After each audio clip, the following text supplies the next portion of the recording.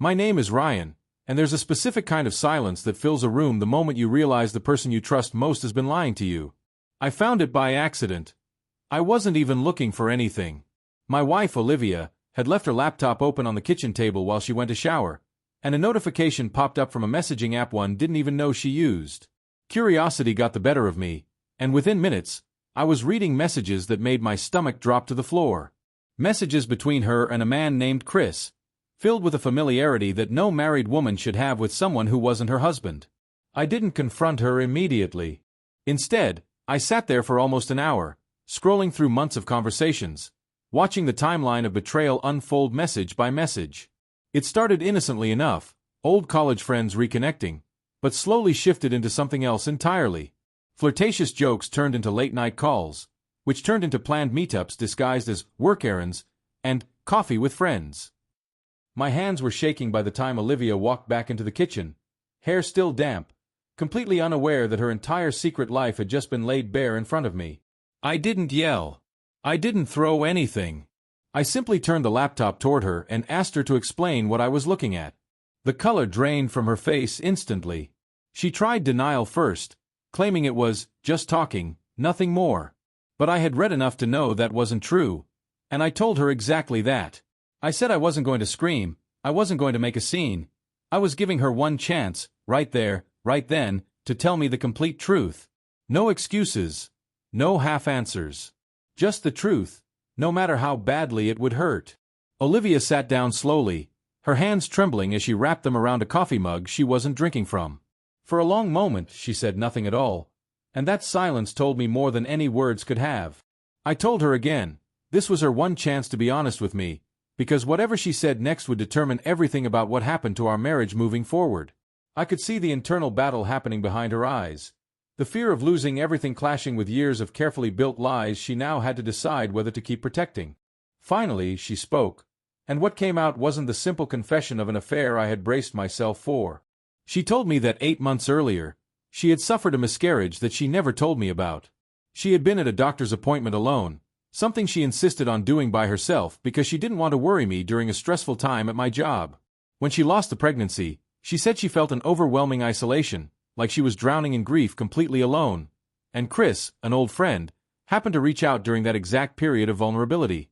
She explained that their conversation started as her venting about the grief she was carrying silently, something she felt she couldn't fully share with me because she blamed herself for not telling me about the pregnancy in the first place.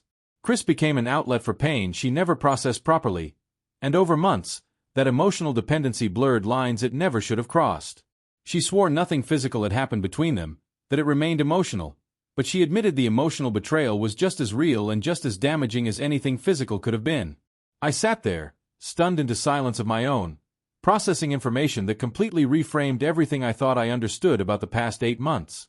The distance I had felt growing between us, the night she seemed lost in thought, the sudden secrecy, all of it now made a different kind of sense. It didn't excuse the lies or the emotional affair, but it added a layer of heartbreaking context I hadn't been prepared for. My anger was still there, but it now sat tangled with grief for a loss I never even knew we had experienced together. I asked her why she never told me about the miscarriage, and her answer broke something in me even further.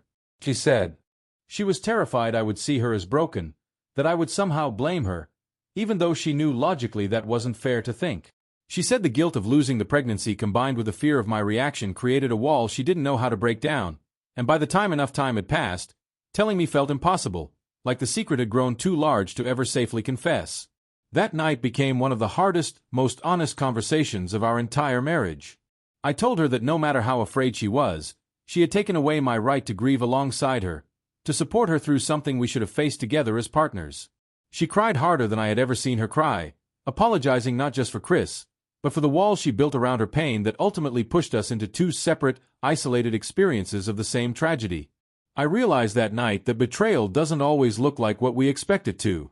I told her I needed time to process the miscarriage I never knew about, time to process the emotional affair, time to figure out if trust could ever be rebuilt after something this layered and painful. I moved into our guest room for several weeks, not as punishment, but because I genuinely needed space to breathe and think clearly.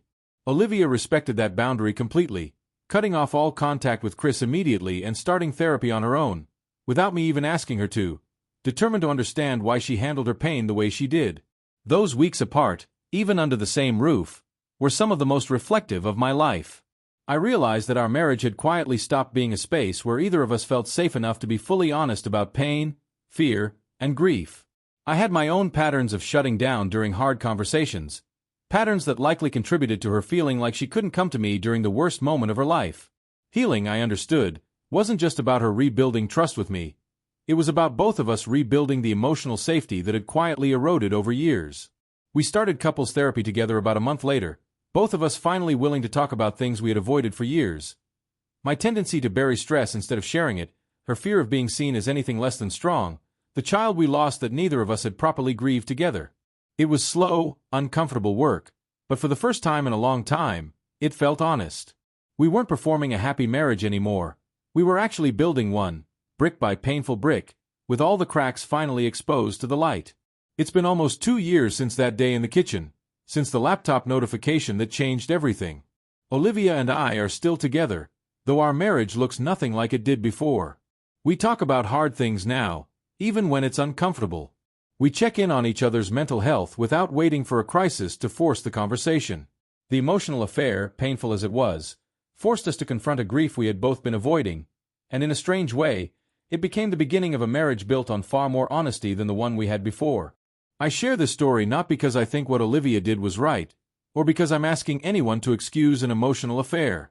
I share it because betrayal is rarely as simple as it first appears, and sometimes giving someone one honest chance to tell the truth reveals pain far deeper than the surface-level story you assumed you were living. If there's one thing I learned from catching my wife red-handed that day, it's that real strength in a marriage isn't pretending everything is fine. It's having the courage to sit in the mess together and rebuild something more honest from what's left.